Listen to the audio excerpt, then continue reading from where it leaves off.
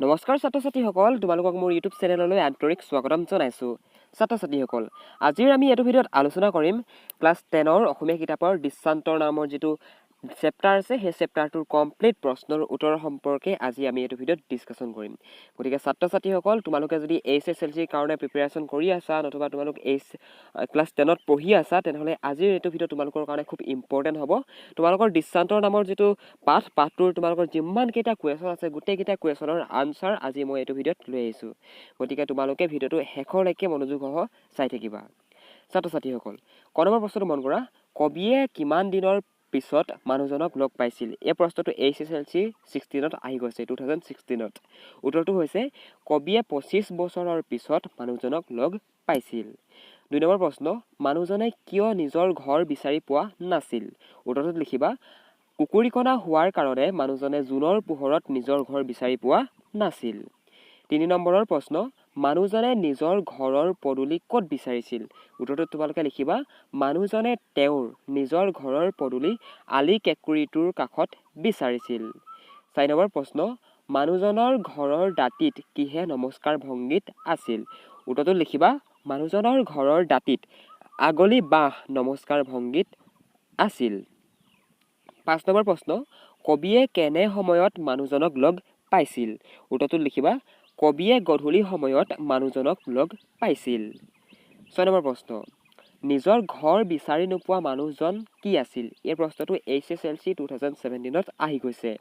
প্ৰশ্নটোৰ উত্তৰ তোমালোকে লিখিবা কবিয়ে দৃষ্টান্তৰ কবিতাত বৰ্ণনা কৰাৰ মতে ঘৰ বিচাৰি নোপোৱা মানুহজন আছিল কুকুৰীকণা। পূৰ্ণ জোনৰ পৰিপূৰ্ণ পোহৰতো তেওঁৰ পদূলিত থকা প্ৰজাটো বিচাৰি নোপোৱাত কবিয়ে তেওঁৰ হাতত ধৰি আগুৱাই দিছিল। 7 নম্বৰ প্ৰশ্ন, কবিয়ে লগ পোৱা বৃদ্ধা কোজা মানুহজনক লগ পোৱা আলি কেঁকুৰিটো কেনেকুৱা আছিল? মানে কবিয়ে যিজন বৃদ্ধা কোজা মানুহক যে লগ পাইছিল, সেই লগ পোৱা আলি কেঁকুৰিটো কেনেকুৱা ধৰণৰ আছিল? প্ৰশ্নটোৰ উত্তৰত লিখিবা কবিয়ে লগ পোৱা মানুহজনক লগ পোৱা আলি কেঁকুৰিটো আছিল কেঁচা। তাৰমানে ছাত্ৰ-ছাত্ৰীসকল, তোমালোকে ইয়াত কনফিউজ নহ'বা যে ইয়াত কিনো লগ পোৱা বুলি আছে। তাৰমানে কবিয়ে যে সেই মানুহজনক লগ পাইছিল, সেই লগ পোৱা বাটটো কেনেকুৱা ধৰণে আছিল, মানে সেই লগ পোৱা সেই যিটো বাট, সেই বাটটো কেনেকুৱা আছিল, মানে সেই আলি কেঁকুৰিটো কেনেকুৱা আছিল? উত্তৰ হৈছে কেঁচা আছিল। ঠিক আছে, অ'কে। এবাৰ অকণমান আমি দীঘলীয়া কেইটামান প্ৰশ্ন চাম, যিকেইটা নেকি তোমালোকৰ 5 নম্বৰ 3 নম্বৰ 4 নম্বৰ এনেকুৱাকৈ আহিব তোমালোকৰ পৰীক্ষাত। তাৰ ভিতৰত প্ৰথম প্ৰশ্নটো হৈছে 7 মহলীয়া ঘৰৰ বাহিৰত ৰৈ থকা মানুহজনে কবিৰ সৈতে কি কথা পাতিছিল? এই প্ৰশ্নটো HSLC 2015 আৰু 16ত আহি গৈছে। প্ৰশ্নটোৰ উত্তৰত তোমালোকে লিখিবা 25 বছৰৰ পিছত একে ঠাইতে আৰু এজন মানুহক লগ পালে। কোনে লগ পালে? কবিয়ে। অ'কে। বৃদ্ধা কোজা মানুহজন 7 মহলীয়া ঘৰৰ বাহিৰত ৰৈ আছিল। ওচৰে পাজৰে কেইবাটাও অট্টালিকা সগৌৰৱেৰে থিয় হৈ আছিল। কবিক দেখি সন্দেহপূৰ্ণ চাৱনিয়ে চাই মানুহজনে তেওঁক ভাড়াঘৰ বিচাৰি আহিছে নেকি সুধিলে। তেওঁ লগতে ক'লে যে এই কুবেৰৰ মহলাত ভাড়াঘৰ নাই, থাকিলেও তাত শান্তিৰে থাকিব পৰা নাযাব। এই ঘৰটোত কিছুমান স্বাৰ্থপৰ মানুহ বসবাস কৰে। এইবুলি কৈ বৃদ্ধ মানুহজন 7 মহলীয়া ঘৰৰ ভিতৰলৈ সোমাই গ'ল। এই প্ৰশ্নটোৰ উত্তৰত তোমালোকে ইমানখিনি কথাকে লিখিবা, তোমালোকে নম্বৰ পাবাই। অ'কে ছাত্ৰ-ছাত্ৰীসকল, তোমালোকৰ আটাইতকৈ ইম্পৰ্টেণ্ট প্ৰশ্নটো হৈছে এইটো। এই প্ৰশ্নটো HSLC 15, 16, 17, 18, 19 কণ্টিনিউৱাছলি আহি আছে। ঠিক আছে, এই প্ৰশ্নটো হৈছে দৃষ্টান্তৰ কবিতাটোৰ মূল ভাৱ লিখা।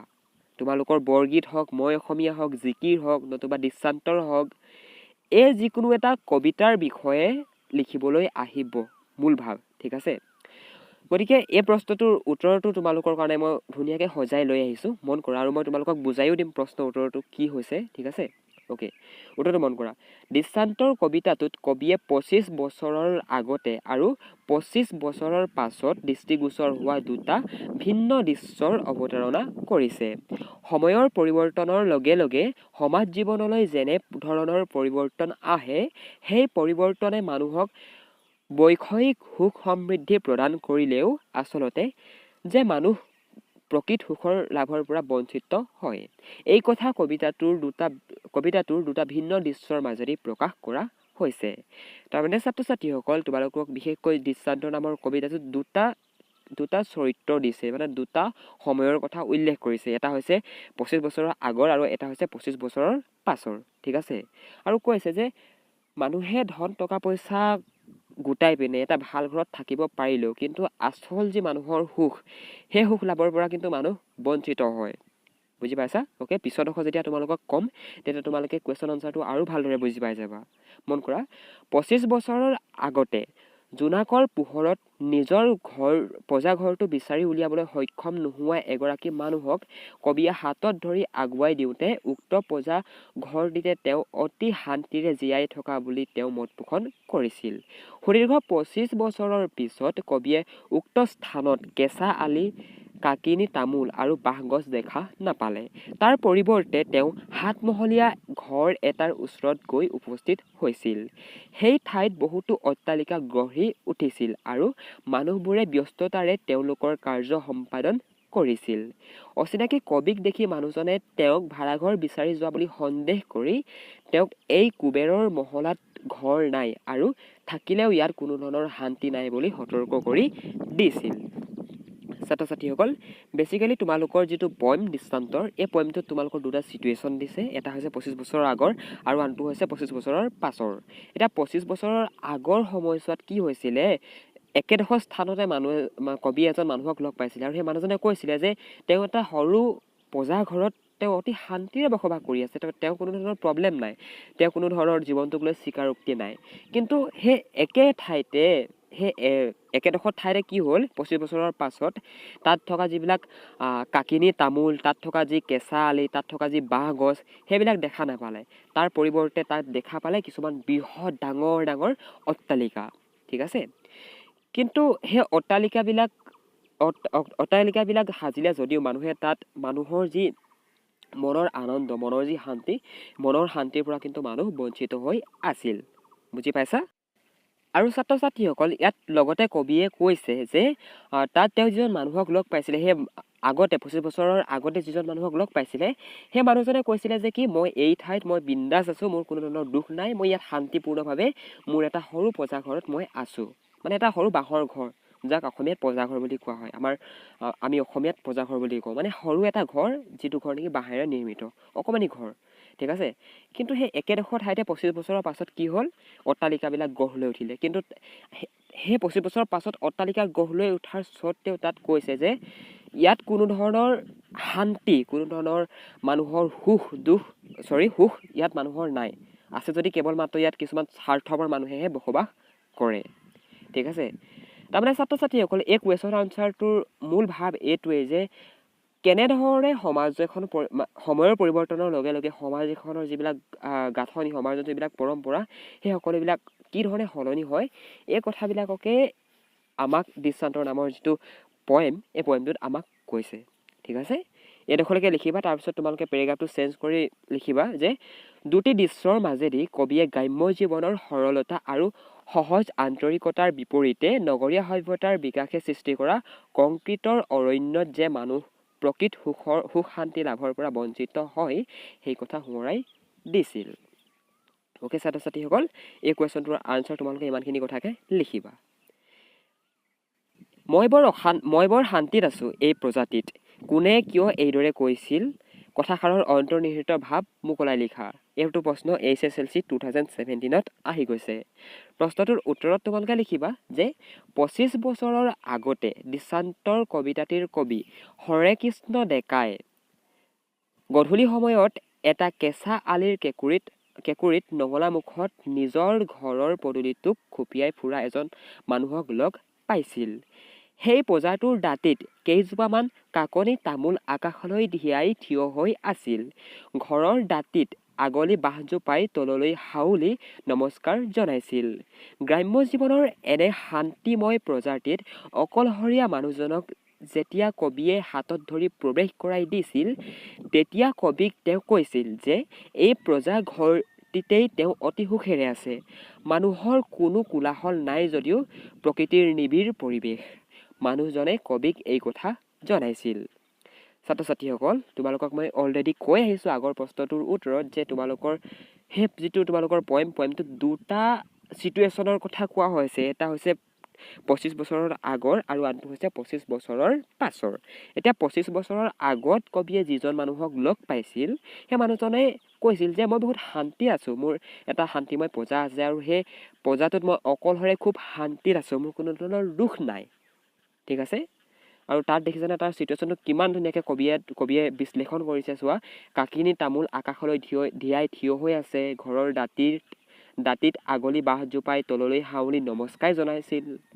চ' দেখিছানে বাৰু ইয়াত কিমান ধুনীয়াকৈ কবিয়ে সেই যিটো দৃশ্য, সেই দৃশ্যটো ইয়াত এক্সপ্লেইন কৰি দিছে। হেৰা অচিনাকি মানুহজন, তোমাক কি লাগে হে ইয়াত? কোনে কিয় কবিক এনেদৰে সুধিছে বুজাই লিখা। প্ৰশ্নটোৰ উত্তৰত লিখিবা তোমালোকে যে কবিয়ে 25 বছৰৰ আগতে দেখা প্ৰজাঘৰ এটিৰ ঠাইত নতুনকৈ সৃষ্টি হোৱা 7মহলীয়া ঘৰৰ আগত ৰৈ থকা বৃদ্ধ লোক এজনে তাত তেওঁক দেখি এনেদৰে সুধিছিল। বৃদ্ধ লোকজনে কবিক তালৈ ভাড়াঘৰ বিচাৰি যোৱা বুলি ভাবিছিল। 25 বছৰৰ আগতে প্ৰজাঘৰটোত মানুহজন বৰ শান্তিত আছিল। আজি 7মহলীয়া ঘৰত থাকিও তেওঁ শান্তি পোৱা নাই। কংক্ৰিটৰ জংঘলত অকলশৰীয়া দৰে বৰ অশান্তিত তেওঁ আছে। তেনে ঠাইত ভাড়াঘৰ নল'বলৈ যেন কবিক বৃদ্ধজনে ক'ব বিচাৰিছে। ছাত্ৰ ছাত্ৰীসকল, এই চিটুৱেশ্যনটো হ'ল তোমালোকৰ 25 বছৰৰ পাছৰটো। ঠিক আছে, আগৰ প্ৰশ্নটোত আছিলে 25 বছৰৰ আগৰ আৰু এইটো প্ৰশ্নত আছে 25 বছৰৰ পাছত। ঠিক আছে, এই প্ৰশ্নটোৰ উত্তৰ তোমালোকে ইমানখিনি কথাকে লিখিবা। যেতিয়া নেকি কবিয়ে সেই একেডোখৰ ঠাইতে আন এজন বৃদ্ধক লগ পালে, সেই বৃদ্ধজনে ক'লে যে তাত তেওঁ বহুত অশান্তিত আছে আৰু বৃদ্ধজনে এইটো গেছ কৰিছিলে যে কবিয়ে তালৈ ভাড়াঘৰ বিচাৰি আহিছে নেকি, মানে বৃদ্ধজনে এনেকুৱাকৈ গেছ কৰিছিলে।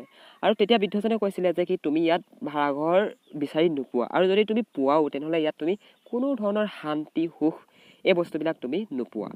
গতিকে এনে ঠাইত তুমি ভাড়াঘৰ নল'বা, মানে এনেকুৱা ধৰণে কবিক বৃদ্ধজনে ক'বলৈ বিচাৰিছিল। বুজি পালা? অ'কে, এতিয়া তোমালোকৰ কাৰণে 3 শাৰী ব্যাখ্যা কৰা লৈ আনিছোঁ, যি ব্যাখ্যা কৰা নেকি তোমালোকৰ HSLC এক্সামত আহি আছে। ঠিক আছে, প্ৰথম শাৰী মন কৰা। এই কংক্ৰিটৰ হাবিখনত তেওঁক বিচাৰি নাপালোঁ আৰু। এই শাৰ HSLC 2018ত আহি গৈছে। উত্তৰত তোমালোকে লিখিবা, উদ্ধৃত কবিতা ফাঁকি আমাৰ পাঠ্যপুথিৰ অন্তৰ্গত হৰেকৃষ্ণ ডেকাৰ দ্বাৰা ৰচিত দৃষ্টান্তৰ নামৰ কবিতাটিৰ পৰা তুলি দিয়া হৈছে। অ'কে, পেৰাগ্ৰাফটো চেঞ্জ কৰি পিনে লিখিবা, মানুহবোৰ সৰু প্ৰজাটোত থাকোঁতেই অতি শান্তিৰে আছিল। পৰস্পৰে পৰস্পৰক সহায় কৰিছিল। মানুহৰ মাজত হৃদয়ৰ সম্পৰ্ক আছিল। কিন্তু সময়ৰ পৰিৱৰ্তনৰ লগে লগে কংক্ৰিটৰ জংঘলত পৰিণত হৈছিল আমাৰ সমাজখন। লগে লগে মানুহৰ হৃদয়বোৰো কংক্ৰিটলৈ পৰ্যবসিত হৈছে। সেয়ে অচিনাকি কবিক ঘৰ বিচাৰি অহা বুলি সতৰ্ক কৰি দিয়া মানুহজন 7মহলীয়া কংক্ৰিটৰ জংঘলত হঠাতেই ক'ত লুকাই পৰিল কবিয়ে বিচাৰি পোৱা নাই। প্ৰেম আৰু আন্তৰিকতা নোহোৱা ঠাইত যে মানুহ কাহানিও সুখত থাকিব নোৱাৰে, সেয়া হৈছে তাৰ নিদৰ্শন। অ'কে, এই ব্যাখ্যা কৰা ফাঁকি ইমানখিনিকে তোমালোকে যদি লিখা তেতিয়াও তোমালোকে নম্বৰ পাই যাবা। আৰু ছাত্ৰ ছাত্ৰীসকল, তোমালোকে দেখিছা চাগে যে কুৱেশ্যন আনচাৰটো বহুত শ্বৰ্ট লাগে চাগে তোমালোকৰ মোবাইল নতুবা কম্পিউটাৰ নতুবা লেপটপৰ স্ক্ৰীণত। বাট ছাত্ৰ ছাত্ৰীসকল, ইয়াত যদি তোমালোকে লিখিবলৈ যোৱা তেনেহ'লে তোমালোকৰ এটা পৃষ্ঠা আৰামত খাই যাব। ঠিক আছে, গতিকে সেইটো কথা মাইণ্ড নকৰিবা। 2 নম্বৰ শাৰী মন কৰা, মৰিলে দাহ কৰিবলৈও এজন মানুহ নাই। উত্তৰত লিখিবা, উদ্ধৃত কবিতা ফাঁকি আমাৰ পাঠ্যপুথিৰ অন্তৰ্গত হৰেকৃষ্ণ ডেকাৰ দ্বাৰা বিৰচিত দৃষ্টান্তৰ নামৰ কবিতাটিৰ পৰা তুলি দিয়া হৈছে। গ্ৰাম্য জীৱনৰ সৰলতা আৰু আন্তৰিকতা ক্ৰমান্বয়ে আধুনিক জীৱনশৈলীয়ে গ্ৰাস কৰি পেলাইছে। মানুহবোৰ অধিক ব্যস্ত হৈ পৰিছে আৰু এই ব্যস্ততাত ইন্ধন যোগাইছে আধুনিক জীৱনশৈলীয়ে। প্ৰতিযোগিতাৰে পৰিপূৰ্ণ এই জগতখনত মানুহবোৰ ক্ৰমে হৃদয়হীন হৈ পৰিছে। স্বাৰ্থপৰ আৰু সংকীৰ্ণ মানসিকতাই মানুহক মানৱীয় অনুভূতিহীন কৰি পেলাইছে। সেয়ে বিপদে আপদে কোনেও কাকো সহায় নকৰে। আনকি মানুহ মৰিলেও ওচৰ চুবুৰীয়া মানুহে সহায় কৰিবলৈ নাহে। এনে প্ৰসংগতে কবিয়ে উক্ত কথাখিনি কৈছে। ছাত্ৰ ছাত্ৰীসকল, এই প্ৰশ্নটোৰ উত্তৰটোক যদি আমি বিশ্লেষণ কৰিবলৈ যাওঁ তেনেহ'লে আমি এইটো বস্তু দেখিম যে আমাৰ বৰ্তমান আধুনিক কালত আমাৰ আধুনিক সময়ত কি হৈছে বাৰু আগতে যি ধৰণে তোমালোকে লগৰীয়াৰ লগত খেলিবলৈ গৈছিলা মই BA ফাৰ্ষ্ট ছেমত পঢ়ি আছোঁ মই যেতিয়া ক্লাছ 8, 9, 10ত আছিলোঁ তেতিয়া মই লগৰীয়াবিলাকৰ লগত খেলিবলৈ গৈছিলোঁ লগৰ সমনীয়াৰ লগত মই গাঁৱত থাকোঁ বিভিন্ন ঠাইত খেলিবলৈ গৈছিলোঁ বাৰীত ফল মূল খাবলৈ গৈছিলোঁ মানে এজন ষ্টুডেণ্টৰ চাইল্ডহুডটো যেনেকুৱা হয় আগৰ দিনত আমাৰ তেনেকুৱা আছিলে বাট আজিকালি ষ্টুডেণ্টে কি কৰে ঘৰৰ পৰাই ওলাই নাযায় নিজৰ কোনো ফ্ৰেণ্ড নাই ক'তো খেলিবলৈ নাযায় কোনো ধৰণৰ ধেমালি কৰিবলৈ নাপায় মানে যিবিলাক নেকি আমি কিশোৰ কালত কৈশোৰ অৱস্থাত কৰিব লাগে ঠিক আছে সেইবিলাকৰ পৰা মানুহ লাহে লাহে বঞ্চিত হৈ আহিছে তোমালোক লাহে লাহে বঞ্চিত হৈ আহিছা আৰু এই কবিতাটোতো তোমালোকক এইখিনি কথাকে কোৱা হৈছে যে এই জগতখন আমাৰ জগতখন লাহে লাহে আমাৰ সমাজখন লাহে লাহে পৰিৱৰ্তন হৈ গৈ আছে হয় সমাজ পৰিৱৰ্তনশীল তোমালোকে এইবিলাক কথা ডাঙৰ হ'লে পাবা কিন্তু এনেকুৱা ধৰণে পৰিৱৰ্তন হৈছে যে বৰ্তমান সময়ত আধুনিকতাই মানুহক ইমানেই গ্ৰাস কৰিছে যে কোনোবা এজন মানুহৰ ঘৰত যদি মানুহ এজন মৰিও যায় তেনেহ'লে সেই মানুহজনৰ ঘৰত খৰি দিবলৈ মানুহজনক দাহ কৰিবলৈ আন এজন মানুহে আগবাঢ়ি অহা দেখিবলৈ পোৱা নাযায় এইবিলাক কথাকে তোমালোকক এই যিটো দৃষ্টান্তৰ নামৰ পয়েম তোমালোকৰ এই পয়েমটোত বুজোৱা গৈছে আৰু তোমালোকে যদি এইখিনি কথা আৰু অলপ নিজৰববীয়াকৈ লিখিব পাৰা তেনেহ'লে তোমালোকে নম্বৰ আৰু ভালকৈ পাবা মানে 5 নম্বৰ থাকিলে 5 নম্বৰে পাবা কিন্তু তাত তোমালোকৰ নম্বৰ কটাৰ কোনো ধৰণৰ চান্স নাথাকে তাৰমানে তোমালোকৰ কুৱেশ্যন আনচাৰটো কিমান ধুনীয়া হৈছে তোমালোকৰ সেইটো বস্তু নাচায় ঠিক আছে তোমালোকে কুৱেশ্যন আনচাৰটো তুমি নোট মাষ্টাৰ চাজেশ্যনৰ পৰা চাই লিখা বেলেগৰ পৰা চাই লিখা সেইটো মাইণ্ড নকৰে তুমি কুৱেশ্যন আনচাৰটোত কোনখিনি কথা অন্তৰ্ভুক্ত কৰিছা কোনখিনি কথা ইনক্লুড কৰিছা সেইখিনিহে মেটাৰ কৰে বুজি পালা গতিকে ভাৱখিনিৰ ওপৰত মন দিবা মানে অৰ্থটো বুজিবলৈ চেষ্টা কৰিবা 3 নম্বৰ প্ৰশ্নটো মন কৰা সময়টো আছিল গধূলি তেওঁ নঙলা মুখত বিচাৰি ফুৰিছিল নিজৰ ঘৰৰ পদূলি ইয়াত ছন্দটো মন কৰাচোন যে সময়টো আছিল গধূলি তেওঁ নঙলা মুখত বিচাৰি ফুৰিছিল নিজৰ ঘৰৰ পদূলি উত্তৰটোত মন কৰা উক্ত কবিতাফাঁকি আমাৰ পাঠ্যপুথিৰ অন্তৰ্গত হৰে কৃষ্ণ ডেকাৰ দ্বাৰা বিৰচিত দৃষ্টান্তৰ নামৰ কবিতাটিৰ পৰা তুলি দিয়া হৈছে কবিয়ে এদিন গধূলি এটা কেঁচা আলিৰ কেঁকুৰিত নিজৰ নঙলা মুখত এজন কুকুৰিকণা মানুহক লগ পাইছিল মানুহজন অকলশৰীয়া তেওঁক সহায় কৰিবলৈ আন কোনো নাই কবিয়ে জানিব পাৰিলে যে জোনাকৰ পোহৰতো নিজৰ নঙলা মুখ বিচাৰি নোপোৱা মানুহজনক হাতত ধৰি নিজৰ পজাঘৰত সুমুৱাই দিছিল নিজৰ নঙলা মুখত থাকিও নিজৰ ঘৰ বিচাৰি নোপোৱা মানুহজনলৈ কবিৰ দয়া উপজিল কবিৰ মতে মানুহজন কুকুৰিকণা ৰোগত ভুগি থকাৰ কাৰণেই হয়তো গধূলি সময়ত তেওঁ নিজৰ ঘৰৰ পজাটো বিচাৰি উলিওৱাত অসুবিধা হৈছিল নতুবা নিজৰ ঘৰৰ পদূলিটো বিচাৰি উলিওৱাত অসুবিধা হৈছিল অ'কে এইখিনি কথা মই তোমালোকক অলৰেডি বুজাই আহিছোঁ গতিকে এইখিনি কথা তোমালোকে এনেকুৱা ধৰণে লিখি দিবা এতিয়া তোমালোকৰ একেবাৰে কিতাপৰ শেষত যিকেইটা প্ৰশ্ন আছে বিপৰীত শব্দ লিখা আৰু সমাৰ্থক শব্দ লিখা সেইকেইটা মই তোমালোকক কৈ দিছোঁ তোমালোকৰ সুবিধাৰ কাৰণে বিপৰীত শব্দ লিখাকেইটা মন কৰা কেঁচা হ'লে হ'ব পকা পোহৰ হ'লে হ'ব আন্ধাৰ ৰূপ হ'লে হ'ব অৰূপ গধূলি হ'লে হ'ব পুৱা শান্তি হ'লে হ'ব অশান্তি সমাৰ্থক শব্দকেইটা মন কৰা জোন হ'লে হ'ব চন্দ্ৰ ঘৰ হ'লে হ'ব আলয় চৰা হ'লে হ'ব অতি দাহ হ'লে হ'ব জ্বলন উভতি হ'লে হ'ব ঘূৰি মানে সমাৰ্থক শব্দ হয় এইকেইটা বুজিলা ছাত্ৰ ছাত্ৰীসকল এইখিনি আছিল তোমালোকৰ দৃষ্টান্তৰ নামৰ যিটো পয়েম যিটো কবিতাটোৰ সম্পূৰ্ণ প্ৰশ্নৰ উত্তৰ আৰু ছাত্ৰ ছাত্ৰীসকল তোমালোকে যদি এই যিটো পিডিএফটো যদি ডাউনলোড কৰিব বিচৰা তেতিয়াহ'লে কেৱল মাত্ৰ তোমালোকে 20 rupees পে' কৰি তোমালোকে দৃষ্টান্তৰ নামৰ পাঠটোৰ A to Z question answer PDF download কৰিবলৈ সক্ষম হ'বা কেৱল মাত্ৰ 20 টকা পে' কৰিলে অধিক জানিবৰ কাৰণে তোমালোকে ভিডিঅ'টোৰ তলৰ ডেছক্ৰিপশ্যন চেক কৰিবলৈ নাপাহৰিবা মোৰ চেনেলত যদি প্ৰথমবাৰৰ কাৰণে ভিজিট কৰিছা তেনেহ'লে এনেকুৱা ধৰণৰ ফ্ৰী কণ্টেণ্টসমূহ আগলৈ পাই থাকিবৰ কাৰণে চেনেলটো ছাবস্ক্ৰাইব কৰি ল'বা আৰু বেল আইকনটো প্ৰেছ কৰি অল ন'টিফিকেশ্যনত প্লিজ ক্লিক কৰি দিবা আৰু ছাত্ৰ ছাত্ৰীসকল মই তোমালোকৰ ক্লাছ 10 সমাজ বিজ্ঞান ইংলিছ অসমীয়া গোটেইকেইটা ছাবজেক্টৰ কুৱেশ্যন আনচাৰ ভিডিঅ' ইতিমধ্যে বনাই আহিছোঁ গতিকে তোমালোকে যদি সেই ভিডিঅ'সমূহ চোৱা নাই তেনেহ'লে মই এড স্ক্ৰীনত লিংক দি দিম সেই লিংকত ক্লিক কৰি তোমালোকে সেই ভিডিঅ'সমূহ চাবলৈ সক্ষম হ'বা ছাত্ৰ ছাত্ৰীসকল ভিডিঅ'টো চোৱাৰ বাবে অশেষ ধন্যবাদ